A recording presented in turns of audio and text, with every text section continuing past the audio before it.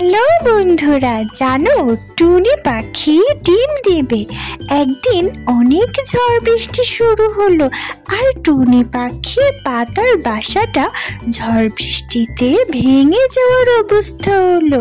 তখন টুনি পাখি বাসা থেকে বের হয়ে অন্য পাখিদের বাসায় নিরাপদ আশ্রয়ের জন্য গেল, কিন্তু কোনো পাখি টুনি পাখিকে আশ্রয় দিতে চাইল না। ঝড় বৃষ্টির মধ্যে সে কালু কাক আর কাকলির বাসায় গেল।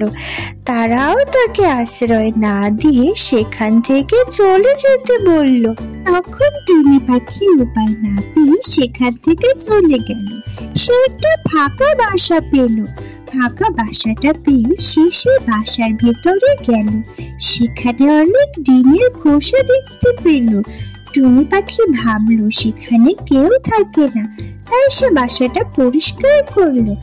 এমন সময় একটা শিকারী ঈগল সেই বাসার কাছে এলো। ঈগলের বাসা ছিল ওটা। ঈগল তো টুনি পাখিকে দেখে প্রথমে অনেক রেগে গেল যে তার বাসায় টুনি পাখি কি করছে। ঈগল টুনি পাখিকে বলল যে সে টুনি পাখিকে খেয়ে ফেলবে, কিন্তু টুনি পাখি বলল যে সে ডিম দেবে।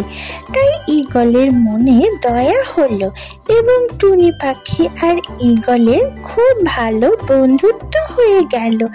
তাই ঈগল টুনি পাখিকে তার বাসায় থাকার জন্য অনুমতি দিল।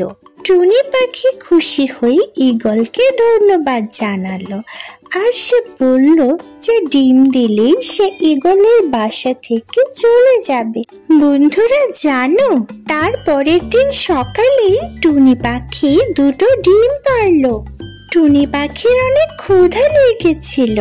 ঈগল টুনি পাখির জন্য খাবার নিয়ে আসলো, আর সে টুনি পাখির ডিম দেখে ভীষণ খুশি হলো।